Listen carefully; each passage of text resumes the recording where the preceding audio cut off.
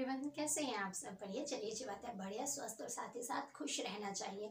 हम बात करेंगे आज निर्वाचन सुधार के बारे में। हमने ये बात देख ली कि किस तरीके से निर्वाचन अर्थात चुनाव होते हैं, कौन कौन से अधिकारी चुनाव में भाग लेते हैं, किस तरीके से देश में चुनाव संपन्न कराए जाते हैं। साथ ही साथ ये भी देख लिया कि एक प्रत्याशी अगर जिसको चुनाव लड़ना हो वो किस तरीके से चुनाव की पूरी प्रक्रिया को में भाग लेता है, किस तरीके से पर्चा भरता है, नामांकन दाखिल करता है, किस तरीके से विवाद उठते हैं, उनका समाधान कैसे होता है। आप चुनाव के खिलाफ अगर कोई विवाद उठता है उस प्रत्याशी के खिलाफ, तो कौन कौन उच्च न्यायालय में या उच्चतम न्यायालय में अपील कर सकता है। इस कुछ बातें हमने निर्वाचन प्रणाली के तहत देखी। अब हम देखेंगे निर्वाचन में सुधार, यानी कि समय समय पर आप देखते हैं जब भी चुनाव होते हैं तो कुछ ऐसे मुद्दे उठते रहते हैं, जैसे कि ईवीएम में कुछ ऐसा कर दिया गया है कि जो सारे वोट है वो एक पार्टी को जा रहे हैं। तो बहुत सारी बातें बड़े स्तर पर, अलग अलग तरीके की बातें जब चुनाव होते हैं, चुनाव के माहौल में उठने को मिलती है, और जब साथ ही साथ चुनाव के समय में भी उठती हैं ये बातें, और जब रिजल्ट परिणाम घोषित हो जाते हैं उसके बाद में बड़े स्तर पर चुनाव संबंधी मुद्दे उठते रहते हैं बड़े स्तर पर। इसमें सुधार की बात अब तक जब भी, और चुनाव केंद्र स्तर पर 5 साल में होते ही हैं, परंतु हर साल किसी ना किसी देश में भी किसी ना किसी राज्य में चुनाव होता रहता है। चुनाव का मौसम सा लगा ही रहता है हमारे देश में। समय समय पर बात उठती रहती है कि एक देश एक चुनाव हो, परंतु अभी ये नहीं है। तो केंद्र के स्तर पर 5 साल में चुनाव होता है, परंतु राज्यों में भी अभी हाल ही में बिहार में भी चुनाव संपन्न हुए हैं। तो जब आप देखते हैं जब चुनाव चल रहे होते हैं उस समय भी चुनावी जो मुद्दे होते हैं इसमें बात दिखी जाती है कि चुनाव में ये कमी है, इस तरीके से कमी होते हैं, ये प्रयोग हुआ, यहाँ शराब पकड़ी गई, यहाँ धन पकड़ा गया, इस तरीके की बातें। साथ ही साथ जब चुनाव के परिणाम घोषित हो जाते हैं उसके बाद भी ईवीएम में गड़बड़ी थी, मशीन इस तरीके से सेट की गई थी कि एक ही पार्टी के पक्ष में वोट डले। तो इस तरीके की बहुत सारी बातें चुनाव के बारे में उठती रहती है। हमारा इतना बड़ा लोकतंत्र है, इतनी बड़ी जनसंख्या है, इतने बड़े स्तर पर चुनाव होते हैं, तो ऑब्वियस सी बात है चीजें बड़ी होंगी तो कहीं ना कहीं कुछ ना कुछ मुद्दे तो उठेंगे ही।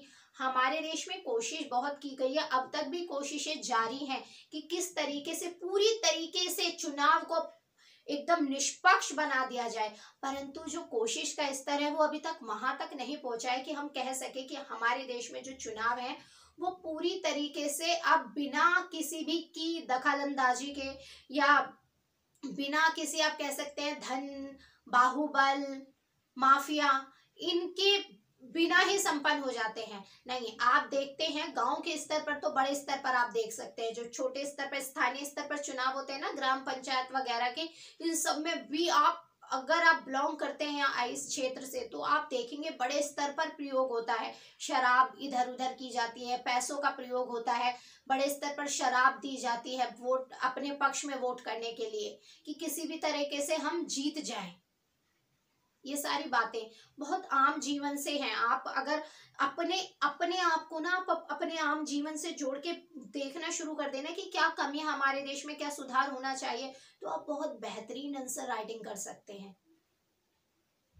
सच में आपकी जो चारों तरफ की चीजें हैं ना उनके प्रति बस जागरूक रहिए कि क्या हो रहा है, क्या गलत है, क्या सही है, और किस तरीके से सही किया जा सकता है, क्या कमी है। ये सब चीजों पे ध्यान रखेंगे, जागरूक रहेंगे तो आप बेहतरीन आंसर राइटिंग कर सकते हैं। और आपको जागरूकता भी रहेगी, साथ ही साथ अगर आपका सिलेक्शन हो जाता है, और सिलेक्शन हो जाता है तब भी एक काम चीजें जो अगर जागरूक रहने की आपकी आदत है आपको मदद करेगी। और सिलेक्शन का जो ड्यूरेशन है, सिलेक्शन का जो समय है, आप जिस समय पढ़ाई कर रहे हैं उसमें भी आपके अंदर एक आपके व्यक्तित्व में निखार आएगा। जागरूक रहने से आपको नॉलेज रहेगी कि क्या कमियां हैं, क्योंकि सच मानिए किताबें पढ़ने लेने से कि सारी किताबों का अपना महत्व है, परंतु किताब पढ़ने के साथ साथ जो हमारे चारों तरफ की चीजें हैं, हमारे आसपास जो हो रहा है उनके प्रति जागरूक रहना भी बहुत आवश्यक है। सिर्फ ऐसा नहीं कि कोई किताब पढ़ ली सीधा उससे ही क्वेश्चन आ जाएगा, इस तरीके से नहीं होता।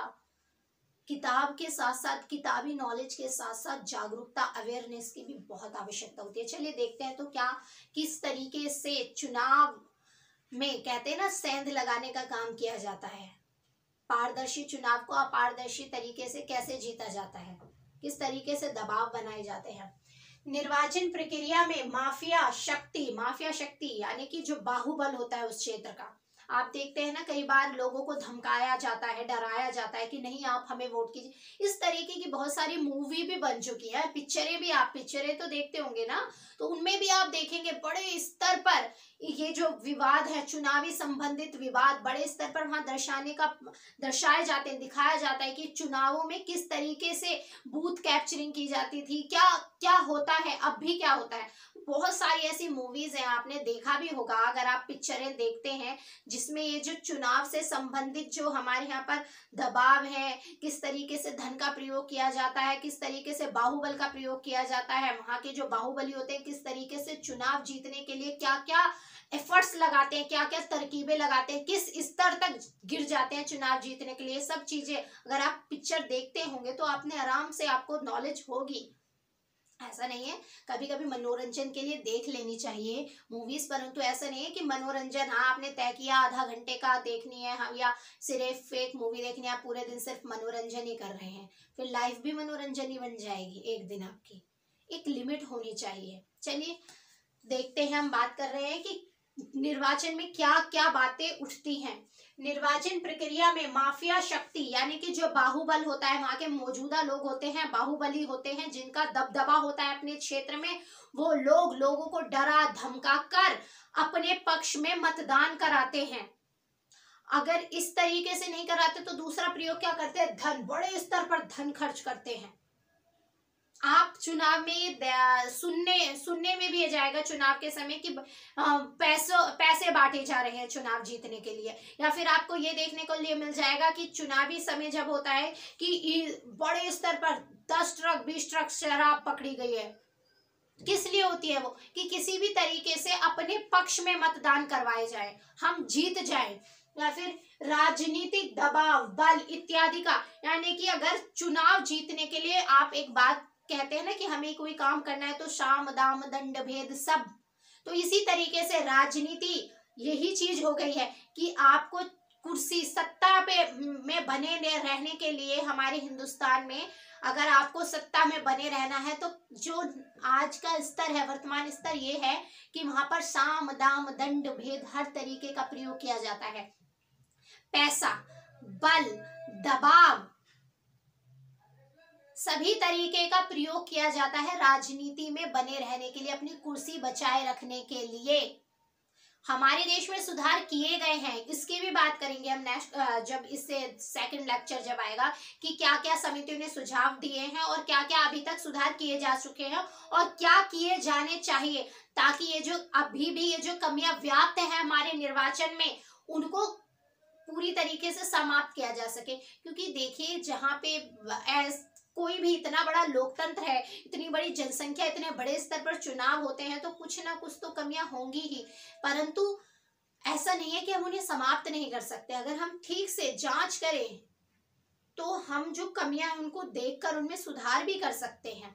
तो हमने ये देखी कि माफिया शक्ति, बाहुबल का प्रयोग किया जाता है, धन का प्रयोग किया जाता है, राजनीतिक दबाव डाले जाते हैं। अगर आप देखते हैं छोटे स्तर पर चुनाव हो तो ऊपर से बड़े स्तर पर दबाव आता है कि नहीं ये हमारी पार्टी जीतनी चाहिए, ये खड़ा है, हम इसके सपोर्ट में है, ये चीजें, तो बड़े स्तर पर राजनीतिक दबाव भी होते हैं चुनाव जीतने के लिए।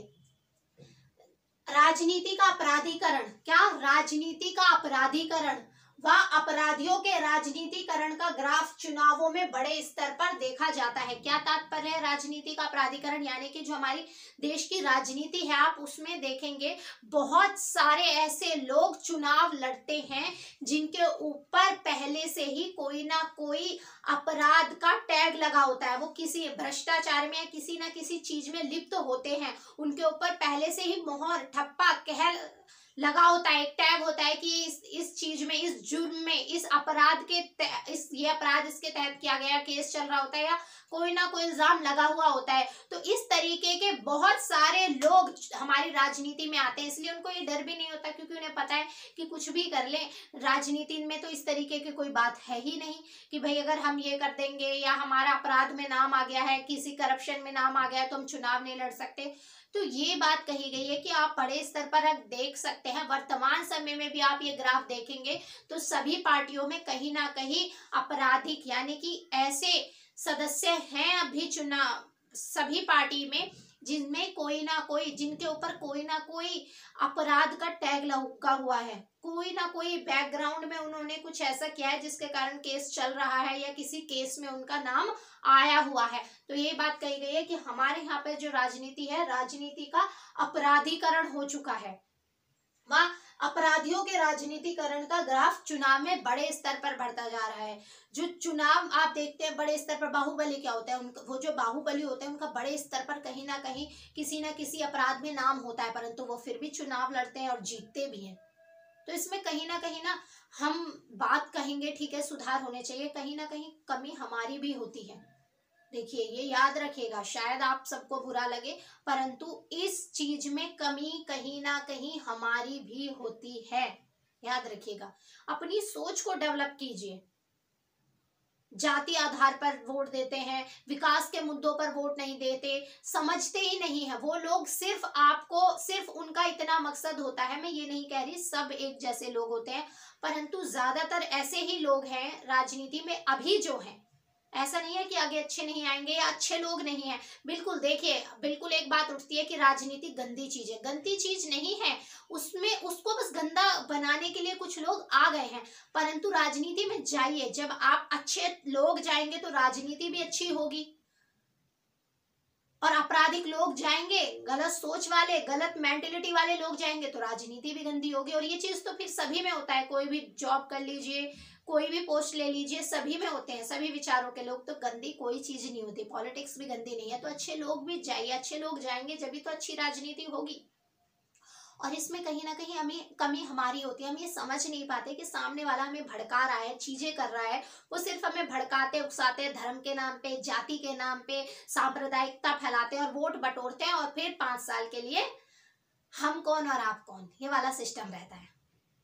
फिर अगले 5 साल बाद आएंगे, आप लोग समझ नहीं पाते। तो प्लीज जब वोट देने जाते हैं ना, चुनाव में आप जब मतदान करने जाते हैं तो जागरूक रहिए, चीजों को बारीकी से देखिए, उनकी बातें कि विकास से संबंधित मुद्दों पर चुनाव लड़ाया जा रहा है या फिर आपको आपस में ही लड़ाया जा रहा है, देश में सांप्रदायिक मुद्दों पर चुनाव लड़ाया जा रहा है। आपके क्षेत्र से जो भी खड़ा होता है, आप ये मत देखिए वो हिंदू है, मुसलमान है, क्या नहीं, आप उसके जो उसने मुद्दे रखे हैं, विकास के मुद्दे देखिए, उसने जो बातें रखी हैं उस पे ध्यान दीजिए। और अगर वो पहले ही जीत चुका है तो ये बात भी देखिए कि उसने जो पहले काम किया है वो किस तरीके से किया है, या कोई यंगस्टर खड़ा हो रहा है तो उसको भी मौका दीजिए। तो प्लीज अपने अंदर, अगर आपको सुधार करना है ना, किसी भी चीज में सुधार करना है, वो आपको अपने घर में सुधार करना है, अपने रिलेशनशिप में सुधार करना है, अपने क्षेत्र में सुधार करना है, पूरे देश में सुधार करना है, पूरे वर्ल्ड में सुधार करना है, तो सबसे पहला सुधार आपको अपने आप में करना पड़ेगा। ठीक है, चलिए तो हमने बात देखी कि किस तरीके से चुनाव का अपराधीकरण हो गया है, धन बल, राजनीतिक दबाव इत्यादि ऐसे कितने सारे प्रयोग, कितनी सारी चीजें हैं जो राजनीति में अपनी कुर्सी बचाने के लिए प्रयोग में लाई जाती हैं। जातीय तथा धार्मिक पहचानों का भी निर्वाचन में बड़े स्तर पर सहारा लिया जाता है। क्या? जातीय तथा धार्मिक, यानी कि जातीय मुद्दों पर भी बड़ा चुनाव लड़ा जाता है। SC, ST, OBC, जर्नल, इस तरीके के मुद्दे पर बड़े स्तर पर चुनाव लड़ा जाता है, बहुत ही बड़े स्तर पर। और समझ कौन नहीं पाते? हम और आप लोग। देखिए हम और आप लोग आम नागरिक हैं, वो बड़े स्तर के हैं, उनकी अपनी बातें। हमें अपने तरीके से सोच समझ कर चीजें करनी चाहिए कि हमारे लिए क्या सही है। तो फिर यही कहूंगी कि अब बदलाव सबसे पहले अपने आप से शुरू कीजिए। जातीय, धार्मिक हिंदू, मुस्लिम, सिख, ईसाई, इस मुद्दे पर भी बड़े स्तर पर, सांप्रदायिक स्तर पर, कई बार तो देखते हैं सांप्रदायिक स्तर पर दंगे भी भड़का दिए जाते हैं। तो सांप्रदायिक स्तर पर का भी सहारा लिया जाता है चुनाव जीतने के लिए। और उनको सच में रियलिटी में कोई फर्क नहीं पड़ता कौन मर रहा है कौन जी रहा है, नहीं, उन्हें तो यह है कि अपनी सत्ता बचनी चाहिए, दैट्स ऑल, बस।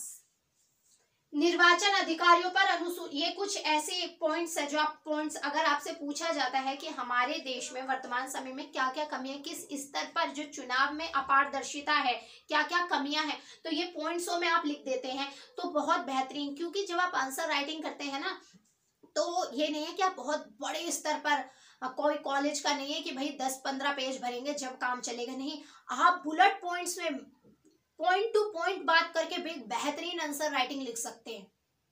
क्योंकि वहां पर टाइम लिमिटेड होता है, क्वेश्चन भी आपको पूरे कम अटेम्प्ट करने होते हैं, ठीक है। और ये भी नहीं है कि 1-2 क्वेश्चन छूट जाए, हो सकता है किसी की आंसर राइटिंग स्पीड बहुत अच्छी हो, तो आप किस तरीके से बेहतर आंसर राइटिंग कर सकते हैं, पॉइंट टू पॉइंट अपनी बातें रखिए।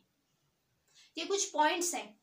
निर्वाचन अधिकारियों पर अनुचित दबाव, जो निर्वाचन में अधिकारी, मैंने आपको बताया था ना कि कौन कौन से अधिकारी होते हैं निर्वाचन में जो भाग लेते हैं, किस किस स्तर पर, क्योंकि जो हमारा चुनाव आयोग है वो तो 3 सदस्य है, तो उनके हेल्प के लिए पूरे देश में चुनाव करवाना है, तो कर्मचारी अधिकारी नियुक्त किए जाएंगे। तो जो वो अधिकारी होते हैं उन पर एक दबाव रहता है चुनाव के समय, बड़े स्तर पर वो स्वतंत्र तरीके से कार्य नहीं कर पाते, और कहीं ना कहीं फिर अब दबाव में जो काम किया जाता है और जो काम स्वतंत्रता में किया जाता है, दोनों में बहुत बड़े स्तर का फर्क होता है। दबाव में किया गया काम उसी के लिए किया जाता है जो दबाव डाल रहा होता है, उसी के पक्ष में वो सारा काम किया जाता है। तो यही बात कही गई है, जो हमारे निर्वाचन अधिकारी हैं उन पर भी अनुचित दबाव डाला जाता है चुनाव के समय, उनको भी प्रेशर दिया जाता है कि बस किसी ना किसी तरीके से हमारी कुर्सी बची रहे, हमारी सत्ता बची रहे। दलों को जितना समर्थन प्राप्त होता है तथा प्राप्त स्थान में अंतर होता है। आप देखते हैं हमारे यहाँ पर क्या है, प्रथम खंभा छू लेने वाली प्रणाली, यानी कि जो भी वोट जिसको सब 10, अब जाहिर सी बात है एक सदस्य तो खड़ा नहीं होता चुनाव के लिए, एक सदस्य खड़ा हुआ एक ही जीत गया, दो से अधिक ही खड़े होते हैं। अब क्या होता है कि उनमें से जिसको सबसे अधिक वोट मिल गए वो जीत जाता है, परंतु आप ये भी तो देखिए बाकी सबको भी तो कुछ वोट्स मिले होंगे। तो यही बात कही गई है। अब ये नहीं है कि कोई भी 50% का स्तर पार कर लेता है कि भाई जो जीता है उसने 50% का स्तर पार कर लिया, इस तरीके की कोई नहीं है। हो सकता है कि बाकी सिर्फ जो हारे हैं उनको सिर्फ 20% वोट मिले हो और उसको सिर्फ 22% मिले हो, तो बस 22%, 2% पे ही वो जीत जाता है। तो यही बात कही गई है कि दलों को जितना समर्थन प्राप्त होता है तथा प्राप्त स्थान, दोनों में बहुत बड़ा डिफरेंस होता है। हमारे यहाँ पर ऐसा नहीं है कि 50% मिलने के बाद ही जीतेंगे, नहीं, जितनी भी पार्टी अगर उन्हें 20% मिला है, आपको 22 भी मिला है, तो आप विजेता है। क्लियर। फर्जी मतदान तथा चुनावी नियमों को ना मानना, फर्जी स्तर पर भी आप देखेंगे, आप गाँव में आप कभी ना कभी वोट, अगर आप 18 साल के हैं, आपका वोटर आईडी बना हुआ है या आधार कार्ड भी है, तो आप बिल्कुल गए होंगे वोट डालने, और आपने ये बात सुनी भी होगी, भाई मैं तो 2 वोट डाल के आऊं, मैं 4 वोट डाल के आऊं, अरे मैं तो उसकी भी वोट डाल आया। ये चीज आपने सुनी होगी अपने आसपास, बिल्कुल सुनी होगी। जो सदस्य वहां मौजूद भी नहीं है, उस दिन है भी नहीं, और कई लोगों की तो डेथ हो जाती है, फिर भी उनके मतदान वोट डलता है उनका। तो क्या है ये फर्जी मतदान, इसको पर भी रोक लगानी चाहिए। तो ये फर्जी मतदान, ये भी एक कमी है। साथ ही साथ चुनावी नियमों को ना मानना, जो चुनावी संबंधित जब कोई चुनाव या कोई भी काम किया जाता है उसके लिए नियम बनाए जाते हैं, तो इसी तरीके से चुनाव के लिए भी कुछ ना कुछ नियम बनाए जाते हैं, कुछ नियम कानून कायदे तय किया जाता है, कुछ विधि तय की जाती है। परंतु हमारे देश में बड़े स्तर पर चुनाव के नियमों का उल्लंघन किया जाता है, उनको ताक पे रखकर काम किया जाता है। कई बार आप ये चीज, जब चुनाव हो, केंद्र में चुनाव हो या फिर आपके अगर राज्य में चुनाव हो रहा है, तो आप न्यूज़पेपर में हेडलाइंस देख लेंगे कि ये देखिए बड़े स्तर पर शराब के ट्रक्स पकड़े गए। ये क्या है? चुनाव का उल्लंघन ही तो है नियमों का, क्योंकि वहां पर तो ये कहा नहीं गया है कि आप चुनाव जीतने के लिए शराब दीजिए, पैसा दीजिए। तो बड़े स्तर पर नियमों को ताक पे रखकर कार्य किया जाता है। कर्मचारियों की स्वतंत्रता का मुद्दा, क्या कर्मचारी, आपसे मैंने अभी कहा कि जो चुनाव होते हैं वो 3, जो चुनाव है हमारा, चुनाव आयोग, निर्वाचन आयोग, इलेक्शन कमीशन, जो भी आप कहना चाहें, वो 3 सदस्य हैं। अब वो 3 सदस्य ही तो पूरे देश में चुनाव नहीं करा सकते, उनको अगर किसी राज्य में चुनाव कराना है तो राज्य कर्मचारी देता है, केंद्र स्तर पर है तो राज्य और केंद्र दोनों स्तर के कर्मचारी दिए जाते हैं, दोनों ही कर्मचारी अपॉइंट कराते हैं उनको। तो क्या होता है, जो कर्मचारियों की स्वतंत्रता है, ये बात कहीं उठती रहती है कई बार, जो कर्मचारियों की स्वतंत्रता है वो कहीं ना कहीं संदेह में आ जाती है। क्यों? क्योंकि जो हमारा निर्वाचन आयोग है, चुनाव आयोग है, उसके अपने कोई अधिकारी नहीं है। उसको अगर जब चुनाव होता है तो उसको अधिकारी दिए जाते हैं राज्य की तरफ से या केंद्र की तरफ से। तो यही बात उठती रही है कि कर्मचारियों की स्वतंत्रता का मुद्दा, ये बात उठती रही है कि जो चुनाव आयोग है उनके अपने कर्मचारी होने चाहिए, खुद की चीजें होनी चाहिए, परंतु यह नहीं है। जो कर्मचारी है, जो अधिकारी को नियुक्ति की जाती है, वो केंद्र की तरफ से या राज्य की तरफ से की जाती है। क्लियर रखिएगा बात। निर्वाचन में धन का बढ़ता स्तर आप देखते हैं, जितना तय किया जाता है सभी राज्यों के लिए अलग अलग है। जो छोटे राज्य हैं उनके लिए अलग स्तर है कि आप आई थिंक 54 लाख कि आप 54 लाख तक खर्च कर सकते हैं। जो बड़े राज्य हैं जैसे उत्तर प्रदेश हो गया, मध्य प्रदेश हो गया, 70 लाख तक है। आई थिंक मैं करेक्ट कह रही हूँ। तो आप चेक भी कर सकते हैं कि वर्तमान समय में कितना है। तो राज्यों के लिए अगर अलग अलग है, छोटों के लिए कम है या केंद्र शासित प्रदेश के लिए कम है, देख के तय किया जाता है। अलग अलग स्तर है कि किस स्तर पर खर्च करना है, परंतु जितना तय होता है कि अगर 70 लाख तय है तो ऐसा नहीं है कि 70 लाख ही खर्च होगा, बड़े स्तर पर धन खर्च किया जाता है और ये ग्राफ दिन पर दिन बढ़ता जा रहा है। और ये सिर्फ हमारे देश में नहीं है, ये सभी देशों में। आप अभी अमेरिका के चुनाव देख लीजिए, किसी भी देश में धन का प्रयोग चुनाव जीतने में बड़े स्तर पर किया जाता है, बड़े स्तर पर धन खर्च किया जाता है। परंतु ये बात ठीक है कि धन को एक लिमिटेशन में रखना चाहिए। अब क्या होगा अगर धन बड़े स्तर पर खर्च होता है? अब जो गरीब है, हम और आप चुनाव लड़ना चाहें, हमारे पास तो नहीं है 70 लाख रुपए, हमारे पास नहीं है। अब क्या होगा? जिसके पास जो बाहुबली है, जिसके पास बहुत सारा पैसा है, वो बड़े स्तर पर धन खर्च करेगा और जीत जाएगा। तो कहीं ना कहीं धन खर्च क्यों होता है? वो धन खर्च इसलिए तो होता है क्योंकि आप सब, हम सब उस दबाव में, उस लालच में आ जाते हैं और अब वोट दे देते हैं। मैं ये नहीं कह रही कि सब लोग आते हैं, परंतु कुछ लोग तो आ ही जाते हैं ना, और वो ही कुछ परसेंट वोट का इधर उधर होके जीत जाते हैं। क्योंकि अभी मैंने आपको बताया कि हमारे देश पर में यह नहीं है कि 50% वोट मिलेंगे तभी जीतेंगे। अगर आप 1% से भी, 2% से भी आगे चल रहे हैं तो आप जीत जाएंगे। 20% हारने वाले को मिले, 22% जीतने वाले को मिले, 2% का कोई अंतर होता है, परंतु वो फिर भी जीत जाएगा। क्योंकि हमारे यहाँ प्रथम खंबा छू लेने वाली प्रणाली है, यानी कि जिसने सबसे पहले खंबा छू लिया। तो इसी तरीके से यही बात कही गई है कि धन का बड़े स्तर पर प्रयोग किया जाता है। साथ ही साथ मतदाता सूची में कमियां, जो मतदाता सूची होती है, आप देखते हैं, आपने अपने आसपास ये चीज सुनी होगी कि भाई मेरा चुनाव लिस्ट में नाम नहीं आया, मैं मतदान नहीं कर पाऊंगा।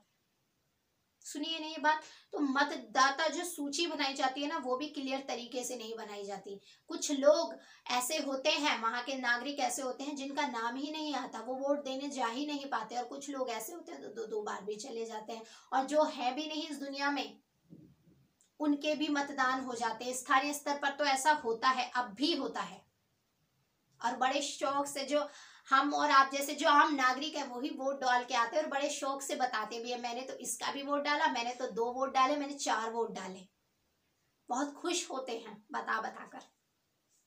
तो मतदाता सूची में कमियां, ये भी एक बहुत बड़े स्तर पे की बात है कि जो मतदाता सूची बनाई जाती है वो पारदर्शी तरीके से, क्लियर तरीके से बनाई जानी चाहिए। यानी कि जो भी नागरिक वोट देने लायक है, 18 वर्ष का है, औरत है, आदमी है, बच्चे हैं, मतलब जो 18 वर्ष के यूथ है, वो वोट दे सके। परंतु कई बार आप सुनते हैं कि हमारा नाम ही नहीं आया चुनाव लिस्ट में।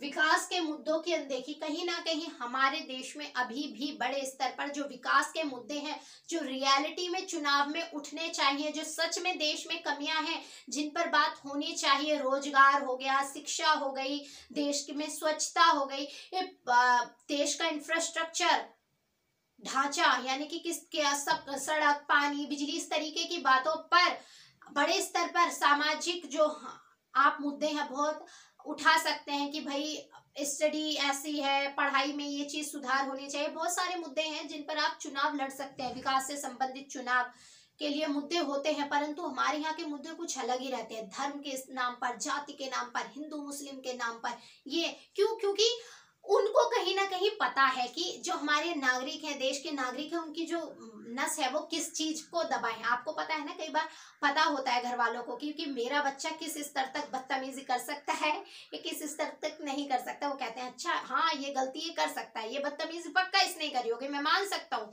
कोई बाहर वाला कोई शिकायत करे आके, हाँ कर दी होगी इसने, क्योंकि घर में भी करता है ये काम। तो उन्हें पता है कि हमारे यहाँ जो नागरिक है ना, वो किस चीज पर जाकर एकदम इमोशनल हो जाते हैं। तो इमोशनल होना अच्छा है, बिल्कुल होना चाहिए, परंतु इमोशनल और बेवकूफी दोनों का मिश्रण मत कीजिए, ठीक है। एक अच्छे तरीके से देखिए, क्योंकि भविष्य तय कर रहे हो आप आगे आने वाले 5 सालों का, अपने देश का, देश के विकास का। तो प्लीज क्लियर तरीके से देखिए, सोचिए। हर बार वही मुद्दे घिसे पिटे रखे जाते हैं, आप वोट देते हैं और आपको फिर वो 5 साल के लिए भूल जाते हैं। आप कहाँ और हम कहाँ, मैं कौन और तू कौन, मैं आपको नहीं जानते, हम आपको नहीं जानते, ये चीजें होती हैं। और फिर जब चुनाव पास में आने वाले होते हैं, फिर बड़े स्तर पर शुरू हो जाते हैं, अब ये हो रहा है, वो हो रहा है, यहाँ ये हो रहा है, वो बस। फिर जब वोट चुनाव के लिए में विजय हो जाएंगे, फिर 3 साल शांत, फिर 1-1.5 साल पहले से फिर शुरू। तो ये चीजें कहीं ना कहीं कमी हमें ही है, हमें ही जागरूक होना पड़ेगा अगर किसी भी चीज को समाप्त करना है। सबसे पहला सुधार अपने आप से कीजिए। विकास के मुद्दों की अनदेखी की जाती कहीं ना कहीं, साथ ही चुनाव में प्रयोग होने वाली सरकारी मशीनरी पर अविश्वास। आप ये बात देखते रहते हैं, जो भी चुनावी मशीनरी है, चुनाव में जो ईवीएम आप देखते हैं, ईवीएम का प्रयोग, जो ये बातें उठती रहती है, जो चुनाव में मशीनरी प्रयोग की जाती है, जो सत्तारूढ़ दल है यानी कि जो जिसकी सरकार है, उस पर मशीनरी के गलत प्रयोग को लेकर बात उठती रहती है। आप 2014 के चुनाव देख लीजिए, 19 में देख लीजिए, या दिल्ली में जब वोट हुए थे उसमें देख लीजिए, तो बड़े स्तर पर यह बात उठती रहती है कि जो सरकारी मशीनरी है उनका सही प्रयोग नहीं किया जाता चुनाव में। तो ये कुछ ऐसी बातें हैं जो चुनावी मुद्दे बनकर की ये कमियां हैं, ये कमियां ऐसी हैं जो समय समय पर सामने आती रहती है, उठती रहती है, और वर्तमान समय भी कहीं ना कहीं ये कमियां हैं, अभी भी हैं। आप अपने आसपास ही देख सकते हैं इन सारी कमियों को। चलिए अब बात करते हैं कि कौन कौन सी समितियां बनी हैं चुनावी सुधार को लेकर, कौन कौन सी समितियां बनी हैं, ठीक है। निर्वाचन सुधार से संबंधित समितियां, तारकुंडे समिति। और आपसे समितियां जब आप प्रीलिम्स देते हैं, तो अगर आप मेंस की आंसर राइटिंग भी कर रहे हैं निर्वाचन सुधार में, तो ये समितियां अगर आप वहां पर लिख देंगे तो अच्छा इफेक्ट पड़ेगा। या फिर प्रीलिम्स में आप प्रीलिम्स देने जाते हैं, तब समितियां पूछ भी ली जाती है कि कौन सी समिति किससे संबंधित है। तो ये कुछ समितियां हैं, अगर ये समितियां आती हैं तो ये चुनाव सुधार से संबंधित है, क्योंकि अलग अलग स्तर पर कई बार इकोनॉमिक लीड समिति बनती है, तो बहुत स्तर पर कई अलग अलग मुद्दों पर समितियां बनती रहती हैं, और प्रीलिम्स में पूछ भी लिया जाता है कि समितियां दे देंगे, सामने लिख देंगे, मिलान करने वाले क्वेश्चन आते हैं ना, तो उसी तरीके से कि कौन सी समिति किससे संबंधित है। चलिए देखते हैं चुनावी सुधार से संबंधित कौन कौन सी समितियां बनी है। तारकुंडे समिति 1974-75 में बनी। दिनेश गोस्वामी समिति 1990 में, ये चुनाव में सुधार से संबंधित थी, चुनाव में रिफॉर्म से संबंधित। ओके। वोहरा समिति 1993 राजनीति तथा अपराध, ये जो राजनीति का अपराधीकरण हो रहा है ना, ये जो मैंने अभी बात आपसे कही थी राजनीति का अपराधीकरण, उसी से संबंधित ये वोहरा समिति बनी थी 1993 में। आपसे पूछ सकते हैं डायरेक्टली कि भाई राजनीति तथा अपराध, राजनीति में का जो अपराधीकरण हो रहा है उससे संबंधित कौन सी समिति बनाई थी, तो वोहरा समिति 1993 में बनाई थी। इंद्रजीत गुप्ता समिति 1998 चुनावी खर्च, यानी कि जो चुनाव में खर्च होता है वो कितना होना चाहिए कितना नहीं होना चाहिए, इससे संबंधित थी। कौन सी समिति? इंद्रजीत गुप्ता समिति। वीरप्पा मोइली समिति 2007 में, शासन में नैतिकता, यानी कि जो शासन होती है उसमें नैतिकता, शासन में नैतिकता से संबंधित कौन सी समिति बनी थी? वीरप्पा मोइली समिति 2007। आपसे क्लियर भी देकर पूछ सकते हैं, सीधे तौर पर भी पूछ सकते हैं कि शासन में नैतिकता से संबंधित चुनावी सुधार के में कौन सी समिति बनी थी, तो वीरप्पा कौन सी? वीरप्पा मोइली समिति 2007 में बनी थी। एमएन वेंकट चेल्लैया समिति, कौन सी? एमएन वेंकट चेल्लैया समिति। विधि आयोग, निर्वाचन आयोग, संविधान की समीक्षा के लिए राष्ट्रीय आयोग की रिपोर्ट, ये कुछ रिपोर्ट आई थी चुनाव सुधार के लिए। तनख्वाह समिति 2010 में बनी थी। एपी शाह समिति विधि आयोग की रिपोर्ट पर बनी थी। ये कौन सी समिति? एपी शाह समिति। तो ये कुछ समितियां थी जो चुनाव में सुधार को लेकर, चुनाव में खर्च को लेकर, शासन में नैतिकता को लेकर, ऐसे अनेक मुद्दों पर के लिए समय समय पर बनाई जाती रही हैं।